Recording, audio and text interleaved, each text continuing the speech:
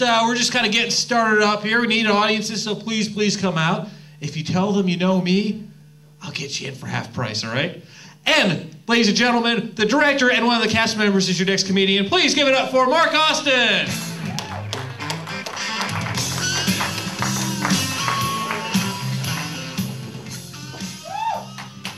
Steve only plugged that because he's in it. It has nothing to do with me, I promise. And you guys aren't giving Steve enough credit tonight, by the way. Steve is a very, very funny fucking guy on Sundays. No, he is. He is. I came out here several months ago and just to watch one night, and Steve was hosting. And I thought to myself that I wanted to do that. I wanted to get into comedy. So he's kind of inspiring because I thought, I could do that. But I did. I wanted to get into comedy, and I told my friends about it. I told my friends, I told my family, and I told my dad. And I said, Dad, I'm gonna try and get into comedy. He says, you're just trying to use my name to get famous. I said, Dad, just because you're on To Catch a Predator one time doesn't make you famous. It's gotten completely to his head, too. His ringtone is the Amber Alert. But he does. He thinks he's famous. I keep telling him he's not. No matter how many people chase you down the street taking pictures, Dad, you're not famous. Even if Geraldo Rivera wants to interview you. Actually, that's kind of the sign that shows that you're not famous when Geraldo, where the fuck did he go on this planet? Rivera wants to interview you. That's like nowadays having Billy Joel offer you a record contract. But I don't think any of us drink that much. But I did. I decided I wanted to get into comedy. Now, I'm from New York. I'm about 10 minutes outside of the city. And New York is like this place that's ripe with comedy. There's comedy clubs all over the place in New York and in like California and Boston, like all these really huge places for comedy. So, you know, being a New Yorker and wanting to get into comedy, I moved to Pennsylvania. It's a place that's funny by accident. No, it is. Grammar apparently means nothing to you people here whatsoever. And I hate to put you down, but you guys have been bashing Italians all night. And those are, you know, the neighbors who hate me. So let's talk about Pennsylvanians and your grammar just for a minute. For example, if a Pennsylvanian was going to wash their car, they would exclaim that my car needs washed. I'll let that register with you because most of you probably didn't hear the error.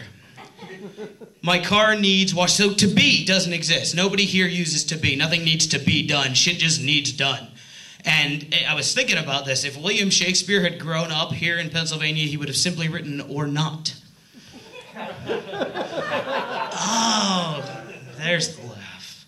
But I'm trying to fit in. I moved down here. I started doing this whole thing, and I figured, you know, maybe comedy will do it, you know, trying to bring me closer. I like to make people laugh with me as opposed to at me. And if that doesn't work, being that I'm not going anywhere for a while, I'm going to try something else that Pennsylvanians are really big on. And this year I'm going to get my hunting license. Because there are places first of all, there's places to hunt everywhere. I mean, this place is surrounded by woods and forest and stuff like that. Not to mention that you can buy your hunting license just about anywhere along with a gun. You can go to Cabela's or Gander Mountain, you can get things. You can go to Bass Pro, Walmart, Rite Aid, 7-Eleven, CVS, Sunoco stations, mom and pop shops, the video store, just about anywhere to buy a gun. I particularly like the idea of getting it at like 7-Eleven because I can also get like milk, condoms, gun magazines, and teeny bopper shit there too. But so I gotta get my gun, I gotta get my hunting license, and then I gotta figure out exactly what it is I'm gonna hunt. Now there's all kinds of things that you can hunt. I usually take my cues from road signs. When you're driving down the road, you usually see them. You'll see like duck crossing signs and moose crossing signs and deer crossing signs. Incidentally, the first time I ever came down here to visit my mom from New York, I swerved when I saw the deer sign because I thought that was the deer. But I had never seen one, you understand. I mean, it's more sad than funny. But I did decide what I'm going to hunt. This season, I guess I'm going to hunt those big incline trucks that drive down hills really fast.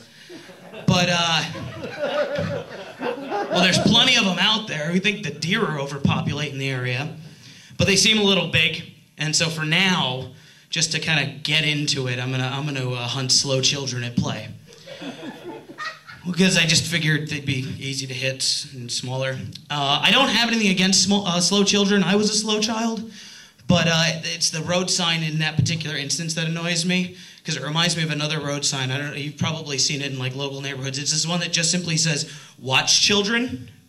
You're driving down the road and you just see this like yellow triangular or diamond-shaped sign that says, "Watch children." Every time I see that sign, I think, fuck you, watch your own children.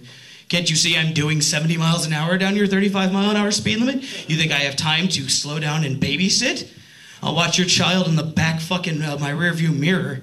They should change that sign. They should change that sign. They should. I think that they could change it to be more effective if, as opposed to saying "watch children," it just said, "Caution, bad parenting area ahead." Either that or speed bump. Well, you can wash off a stain. Speed bump might encourage me to slow down. Oh, I might hit something. I don't want to do that. But, so, I mean, I guess the comedy thing's working out. You guys are either laughing or I'm just so loud that I can't tell either way. That's okay. But there's the other thing that I do that kind of made me think, hey, I could do comedy, was like I'm kind of a prankster. So I like to pull pranks. One of the things that I do is I like to follow my mom around when she goes shopping, you know. So I'll follow her to Walmart, and she'll go inside Walmart, and I'll get in her car and move it to the other side of the parking lot and put an Alzheimer's pamphlet in the windshield. I tried to pull over a cop once to make a citizen's arrest because he had a taillight out. I was driving behind him. This is actually kind of a half-true story. I'm driving around. There's a cop in front of me. He's got a taillight out, and I was wondering what would happen if I tried to pull him over and let him know. So I started honking my horn, waving my hands out, flashing my lights. Finally, he pulls over, and I walked up to him, and I said, "Excuse me, officer, are you where you have a taillight out?" So I called my mom from prison, and I called her up, and I said, "Mom," I said, "you got to bail me out." I said, "I got arrested." And she's like, "Well, son, I would, except I'm at Walmart, and I can't find my car." That's my time, guys. Thank you very much. Go see Steve and don't break the streak. Mark Austin, everybody. Are you having